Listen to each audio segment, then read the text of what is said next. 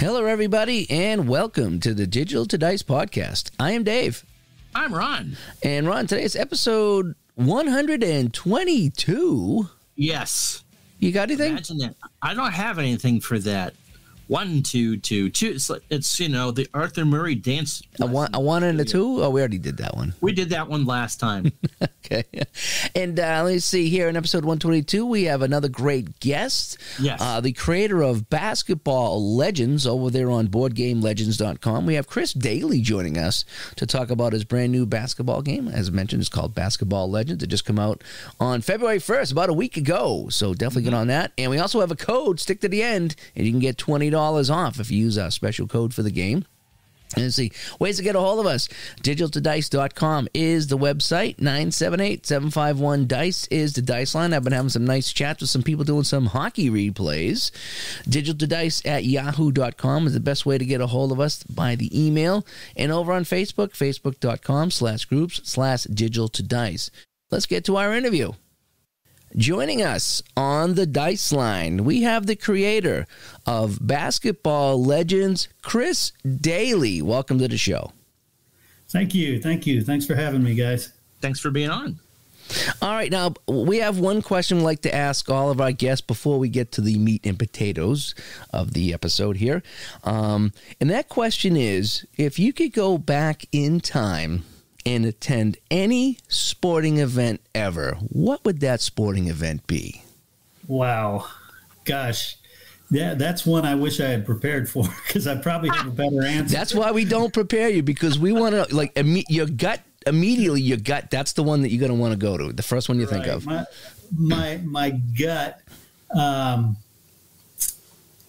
gosh, there's so many. I mean, where to begin? My background's Texas high school football, so I'm running through a whole bunch of great games in there, but I was able to attend most of those in the last 25 years. But if you're talking just true sports, I would say, I think it was 1983 Tour de France. Greg LeMond last stage comes back from, 58 seconds down to win by 8 seconds over Laurent Fignon. That's cool. We haven't had that one before. That's the first cycling one we've had. But yeah, I've been a cycling fan since junior high school. That's kind of neat. Have you played Roberto Savini's cycling games? Because those are full stage games. Those aren't just the quick plays. I have them. I just haven't bothered to. He's got me some too. But he's got all those 80s Tour de France's and stuff. So Le Mans and Armstrong and so. Nice. Interesting. All right, fantastic. That's a good answer. It's a very unique answer. That's good answer there. All righty. So, Chris, let's start with you.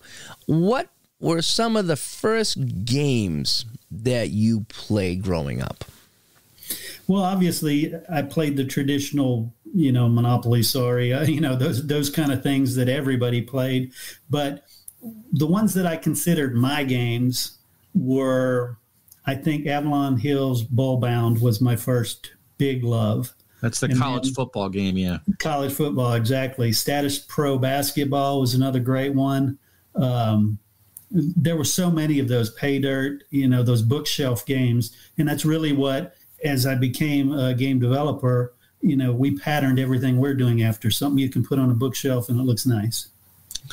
Okay. So you're playing these old games here. What got you into designing games, and what were some of the first games that you designed? Well, it's interesting. There's a large gap between playing them and designing them. I went off, had a career. We started a website about 20 years ago called Lone Star Gridiron, which is the leader in Texas high school football stats, information, historical data, and news coverage and podcasts, the whole thing. And my friend, Mike Wright, and I've known him since junior high. We played together from junior high on and played in high school together. We were both tiny little receivers on a team that didn't pass the ball, so we were just the smallest blockers on the field.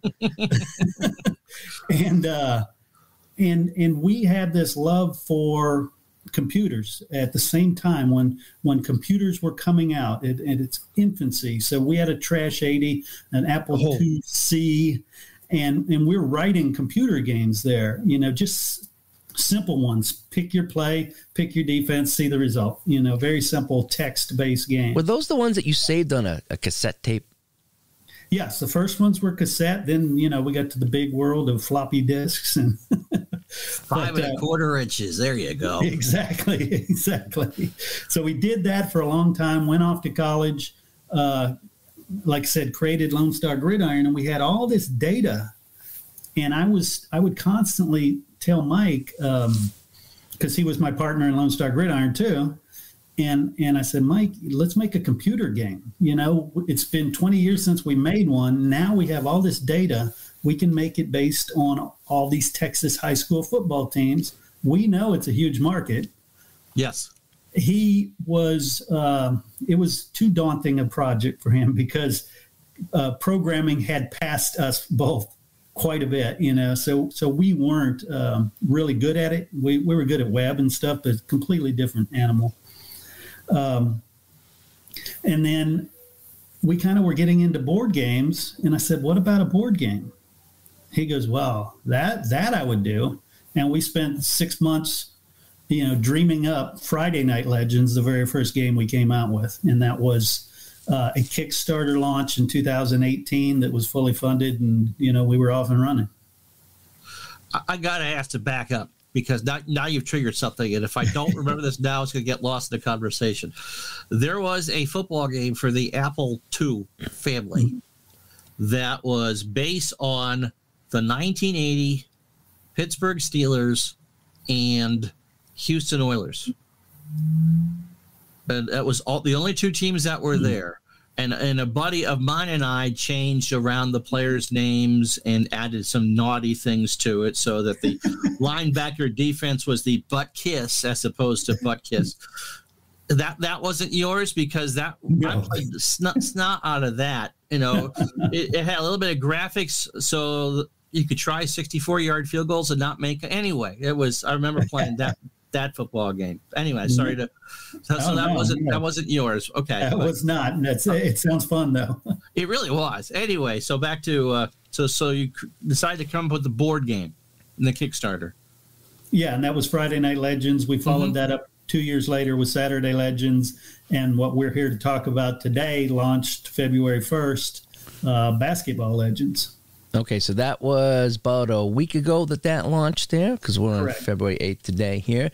All right, so let's talk about Basketball Legends a little bit. Now, I have a copy of it that you sent me here, and I was playing that, and it's fun because there's some familiar aspects in this game because it's a 2D10 roll to get things going. So that's very familiar, to everybody, the 2D10 roll. But what you've also added in here is these cubes, right? I call them chips because you're spending chips in this game. And so you start off the game, it takes about 5 minutes or so to set up because you're looking at the two teams and you figure out how many cubes they get and where they're going. Mm-hmm. And it took me a while to kind of get used to, are the cubes good or the cubes bad? Again, I'm coming in cold to this game. But once I kind of get that all sorted out and started playing the game, it was kind of like two games in one here. You had the 2D10, which you're familiar with, so you're seeing if it's going to be a shot or a foul or a turnover. But then you had these cubes or these chips that at certain points you could adjust the roll or nudge the roll, almost like a pinball game, try to adjust that dice roll into something more favorable for you. So talk about how that all kind of happened. Well, when we did the football games, we came up with this idea of making actual team stats, right? And making teams perform better at the things they were better at. And so basketball, we came up with a system where the game is in itself two average teams playing against each other. And those percentages of shots and fouls and rebounds and all that stuff are generic for all teams across basketball. And we did the research and we got the real numbers of how many times those things happen. But then how we decided to make one team better at free throws, another team better at three-point shots, was look at how much better than average they were and give them these cubes, which we call adjustment cubes, and you put them in specific boxes. So if you're better at drawing fouls, you put them in your 2 foul box. If you're better at avoiding blocks, you put them in those from block box, and you spend them to simulate how that team performed in real life.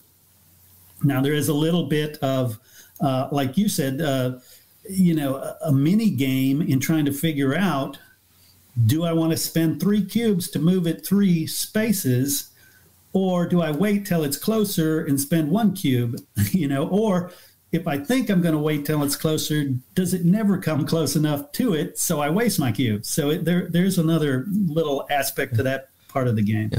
When I was playing it, and I was going back and forth with you kind of helped me explain it. I think what I was tripping me up is I had all these cubes, and I felt like they were like coaches' challenges, in football, where it's like you wanted to spend them on every play because you're like, oh, I want to nudge this or I want to nudge that.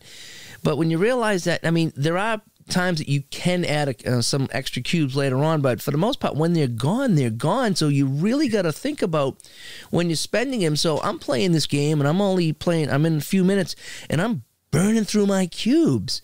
And then I have to realize, no, I'm only in the first half of this game. I really need to kind of settle myself down here and let the game play out and use these when I really need them.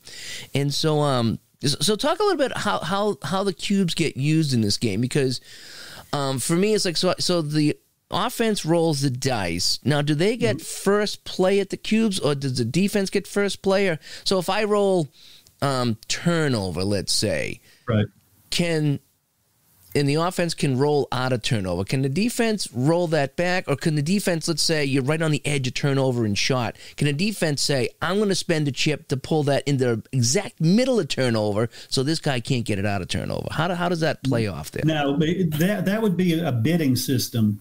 And what we allow is, right now, regardless of what the roll result is, only one team wants to change it initially. Because if it's a shot, the offense does not want to change it. So the defense is the one who would want to spend cubes, and it's up to them. So you can't both spend cubes on the same play. Okay. So there's no, bidding system of let's waste all our cubes going back and forth. All right. So in other words, if the roll is good for the offense, it's a shot or a foul or something, the defense could change that. Right. Where if it was bad for the offense could change it to something good. And once you make that one change, you're done? Yes, for that. Now there is an internal bidding system, too, on the coaching points, because the coaching points are different than these adjustment boxes. The adjustment boxes determine what teams are better at. The coaching points are derived from their strength of schedule. So a team that plays a better strength of schedule has more coaching points. Now, with those points, you can change a roll that is a shot or a rebound. So you've already determined it's a shot, and then you roll to see if you made it. You can spend coaching points then. If you're 2 over, you can spend a couple coaching points and bring it into I made it. Or vice versa, the defense, if you see you're real close, you just barely made it, they can spend and make you miss it. There's a bidding situation there that you can say, okay, I'm going to bid 1 so you miss it. You say, okay, then I'm going to bid 1 so I make it. Okay, I'll bid 2 so you miss it. I go 2 so I make it. And whoever finally says, no, I'm not doing it, doesn't lose their cubes, but it's sort of a bluff where you can push people to spend more cubes. And that happens to me all the time. Every time I play with somebody, I spend way too many cubes because I don't like to lose the bid. So if I only had 3 cubes and you had, say, 5 cubes, right? Once I play my 3rd cube, I'm done. And once you play the 4th one, you would win, but you would lose 4 cubes, and I would get my 3 cubes back. Right. Okay. Right. Okay. Yeah. Okay. And again, that's just on shots and rebounds. Okay. Let's back up a bit, because you've talked the initial part about, you a big part of high school football in Texas. Mm-hmm. Texas actually has a pretty rich basketball history. Oh, yeah. Guy Lewis down at Houston and Phi Slamma Jamma and Texas Western, now UTEP, and of course, some of the whole Southwest Conference outside of Arkansas was based in Texas. What drove you, or what made you two want to design a basketball game? Well, again, I mentioned earlier Status Pro basketball from back in the late 70s, early 80s. I loved that game. And I went off to college, and we would play entire seasons of that. It was 3 guys that we would all meet at lunch and after school and stuff like that. And we had a system where if whoever won the last game, the other guy got to pick either the matchup or the team, his choice. Okay. If you lost 3 in a row, you got to pick the matchup and the team. So we just played entire seasons using that game, and we loved it so much that obviously football was our bread and butter. Right. So we started with that, and we lived Texas high school football, but we were looking for a way to get into basketball. And this game, unlike Friday Night Legends, which is a high school football game, right? Basketball Legends can play high school, can play college, can play professional. I enjoy playing women's college football or basketball because, where I went to college had a strong women's program. Where I'm at now has a strong women's program. So where'd you go? I went to Stephen F. Austin. And, our women were, when I was there at the peak, they were number 3 in the country. Nice. So they were really good. Nice. Yeah. Looking at this game here, the basketball legend, who's your target audience, you think, for this game? If you would, when you design this game, so who am I really going after here?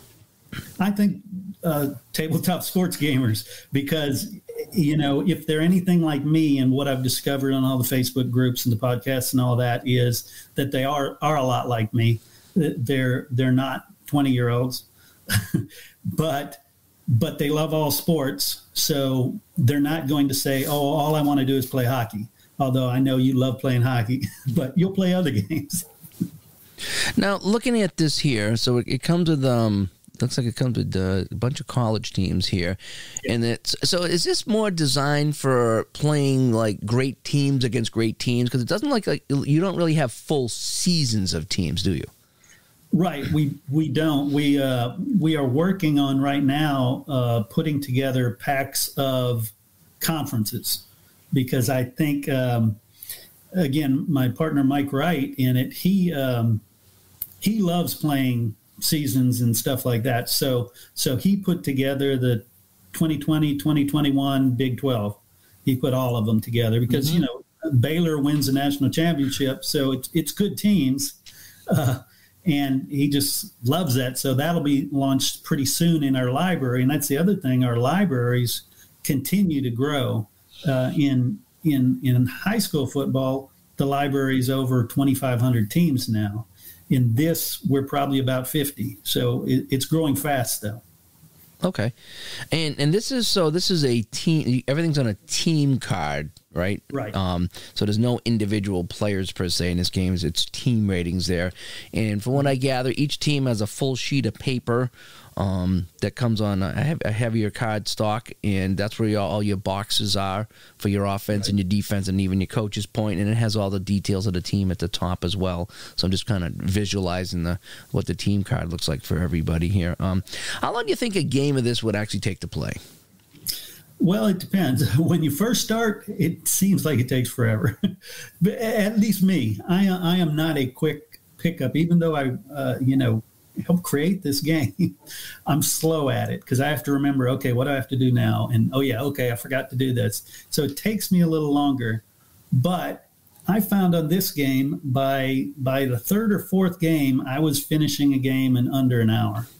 So it was much faster than my first one, which took me almost 2 hours. Yeah, when I started playing, I was really slow.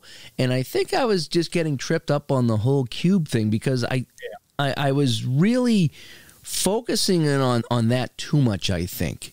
Whereas I needed to say, okay, I don't really need to do the cubes right now. Let me play a couple of minutes and see, if there's a roll that I can nudge, then maybe. But I kept looking at every roll and then looking at my cubes, and I think that's probably the wrong way to play it, because again, you don't want to burn them all out, in the first few minutes of the game. You do want to save some for the end of the game for crunch time. Now, this is a possession by possession game as opposed to a time game. It's not 2 20-minute halves, or in the high school 8-minute quarters and all that. What was the reasoning behind that?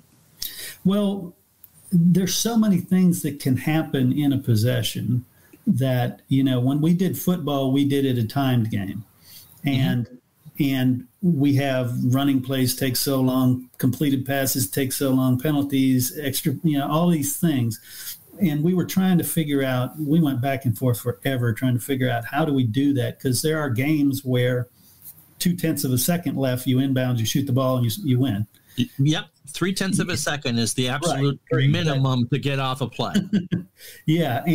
And so what we did is we, again, went to the statistics. The statistics show us how many possessions each team has. And so if you've got a team that gets 40 possessions in a half going up against a team that gets 30 possessions in a half, you add the modifiers together, look on the chart, and it'll probably come out somewhere in the middle. So the slow teams will slow down the fast teams will speed up the slow teams. And so we went with that, again, because that's the only way to keep it statistically accurate if we're doing the same number of possessions. It was just I'm dying to see the chart for a Princeton Loyola Marymount game then. We actually played that one. One of our first play tests, which I have to give a shout out to Keith Williamson. He's one of our early coaches. We call all our fans and clients. He always loves those kind of teams. He finds teams that he says, I'm going to try to break the game. And so Loyola. And you want that, actually, don't you? Yes, and he got it. And sure enough, they had so many possessions and so much, the cubes were like flowing off of the thing. It was so much that we were like, okay, we have to include more cubes. Yeah. Now for those who aren't, don't follow, Loyola Marymount, especially in the late 80s, early 90s, was a pure fast break team. It was not unusual for them to score 100 points in a 40-minute game. Princeton is the king of the backdoor pass. If there wasn't a shot clock, they would probably win their games 4-2. So they would sit there and pass and pass and pass.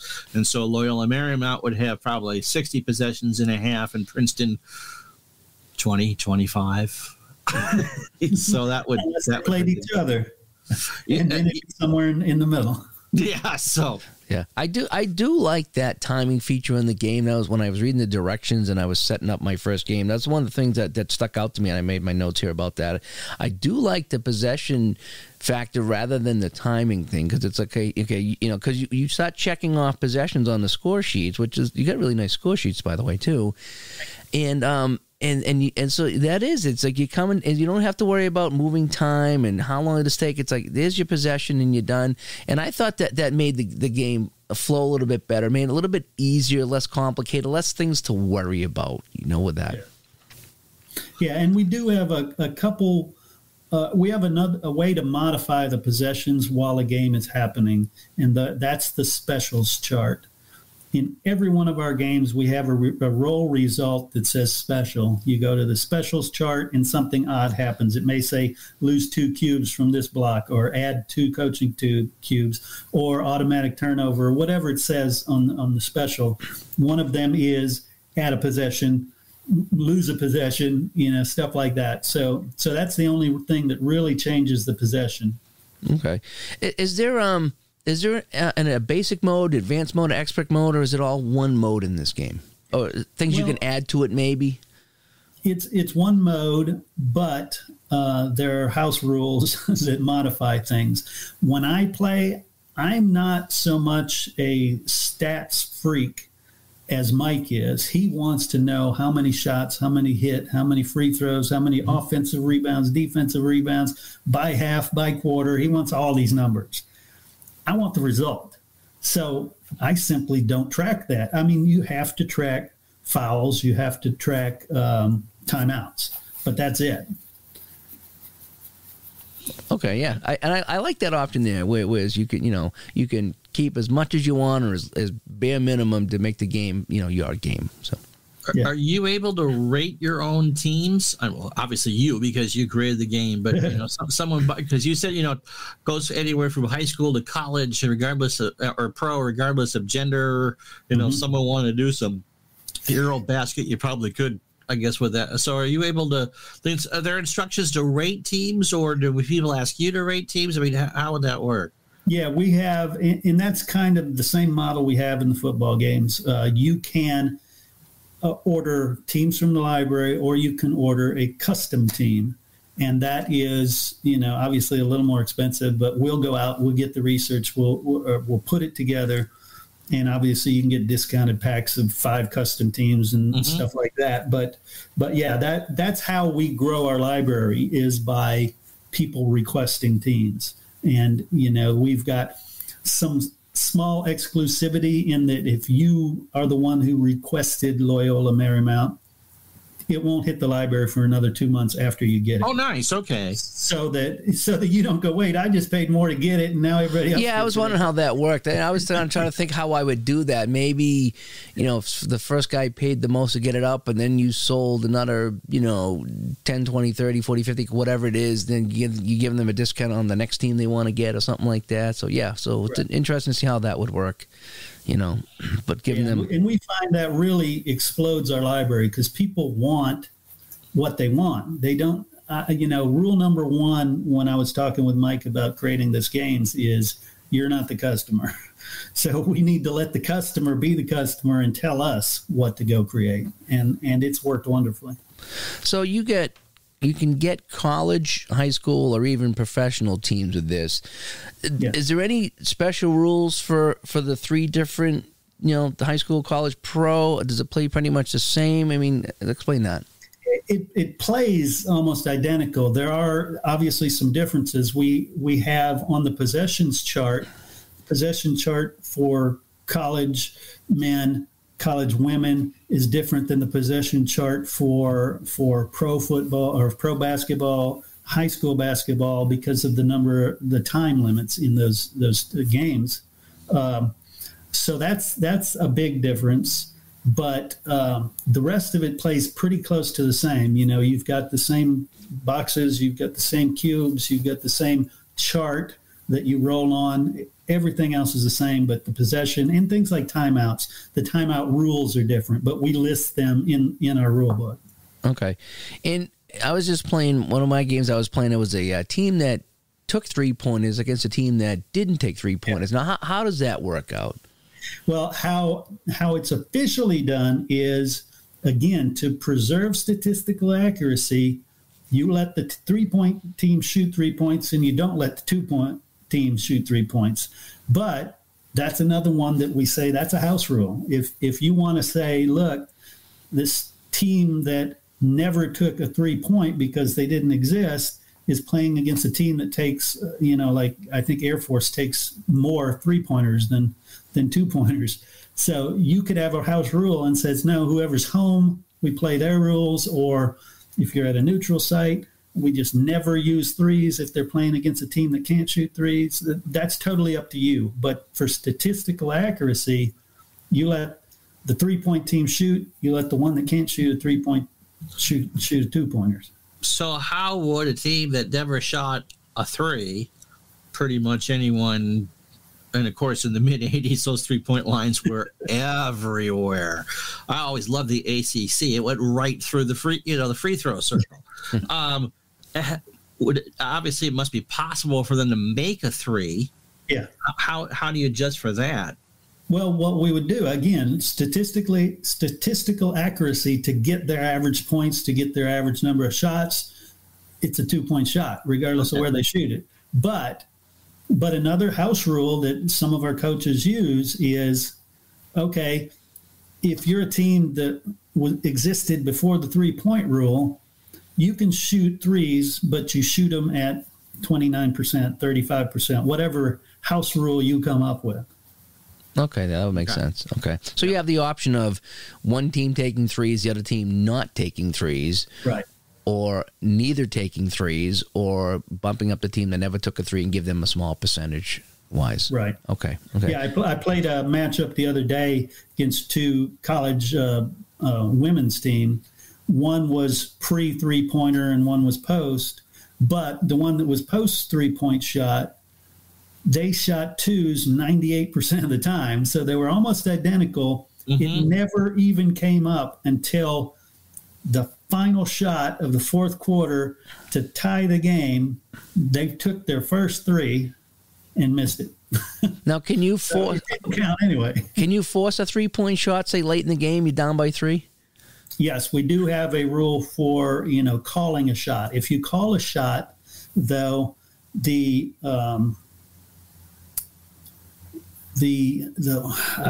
gotta remember the rule. There's one of the cubes is worth more. Same thing with a press defense. That's the one I remember better. You can call a press defense, and the defenses to steal cubes are worth double. But also your offenses to get fouled cubes are worth double. So that's really the only change. There's another change for the called 3-pointers, but I can't recall. Maybe a less of a chance to make it or something like that. Yes, exactly. Yeah, it modifies your chance to make it, modifies their chance to stop it. Okay. Can you play pro versus college, pro versus high school, college versus high school, or do you have to play pro versus pro and college versus college? Well, I think you could. I think the result would be just like pro versus high school. Because your timing's not going to be the same at all, because, as I said, you look at the different charts depending on who it is. I don't know anybody who's tried it yet with the game. We're going to spot my alma mater 98 points against the Nets. Good luck. Yeah, I was going to take those 85 Celtics against, Burlington, Vermont High School, And yeah, I mean, if you want some high school kids to get beat up, I suppose if that's your thing. You're a masochist there, Gardner. Well, I just didn't know. Sometimes they have a sliding scale which says you can play these two teams, and here's the adjustment, like a lot of games do. If you want to play a team from the 50s against a 2020 team, here's kind of like some kind of adjustment you can do. We do have it in there. It's like in a football game. That's based on the strength of schedule. So in the strength of schedule, the higher ranked teams have a lot more coaching points. So it would be the same thing. When you go pro versus college, you add a ton more coaching points on top of what the sheet says. So yeah, you could, but that pro team's going to be able to modify every flip and roll. They're going to have so many coaching points. Oh, ooh, I might have to do that. I'm going to have to do that. Dick Vitale, good coach again. What surprised you most when you were putting this together? Being that my life has revolved around football for 20 years, I thought, this will be a fun game. And I have to admit, I know I'm going to get flack for saying it, this is the most fun out of all the games. I really love this one because it's so much fast action and it's quick. I've played hockey my whole life, just beer league. I'm not a professional by any means, but I've played most of my life. And when it came to video games, I did not like playing hockey video games. Mm-hmm. I enjoyed mostly basketball video games. And I wonder if that's because I'm not a basketball guy and I'm not picking apart this game like I did with the hockey game. Yeah, I could see that. Whereas you can kind of more enjoy it. Yeah. And then as a casual fan, then, where's your big football guy? Might want to nitpick all the football stuff here, But that's how I found it. I did not enjoy playing video hockey games. I mean, I played them and I had fun, but I mostly enjoyed the basketball because I didn't know what I was doing and I wasn't worried about it. With hockey, it's like, that would never happen and that would never happen and that would never, Right. So I found myself doing that as well. All right. So, Chris, where can we find this game? Tell us a little bit about that. You can find all three of the games at boardgamelegends.com. And I do want to mention, in honor of being on Digital to Dice, I have a discount code that people can use. It's D2D, D, the number 2, and the letter D. If you put that in, you get $20 off any of the games, or you can buy the combo and get $20 off, there as well too. So, just use that at checkout. You have to have one of the games. You can't just go buy a bunch of sheets and get it. But, that's not much fun to get the sheets without the game anyway. Okay. Awesome. All righty. Yeah. So, boardgamelegends.com. And again, use that code D2D. Well, all right. Well, Chris Doelle from Basketball Legends, thank you so much for coming on here and talking about your game. Oh, you bet. I am just honored to be on this show. It's been one of my favorites for quite a while. Thank you. I've listened to every single episode except the last couple because I haven't caught up to that one yet. And we definitely want to have you back, and maybe even you and Chris back, and talk about some of the football games in the future as well. But, you bet. But the basketball game just come out. You can get it now at boardgamelegends.com. Use the code D2D and get your $20 off. So anyway, all right, Chris, thank you so much for being on the Digital Dice Show. Ron, thanks for coming here as well. Oh, you're always welcome. All right. Thanks, guys. Yeah, Living by the Numbers, episode 122 of the Digital Dice podcast. And again, thanks to Chris Doelle for coming on and talking about Basketball Legends, a brand new cards and dice game you can play here from Board Game Legends. Fun little interview there. It's always fun talking to people, how they get into things and how they produce it and the whole bit. So anyway, absolutely. Again, ways to get a hold of us, digitaltodice.com is our website. 978-751-DICE is the dice line. Send us a text. digitaltodice@yahoo.com is the email. And over on Facebook, facebook.com/group/digitaltodice, our ever-growing Facebook community. And once again, if you head over to boardgamelegends.com and use the code D2D, that's capital D, number 2, capital D, you'll get 20% off any of the games over at Board Game Legends.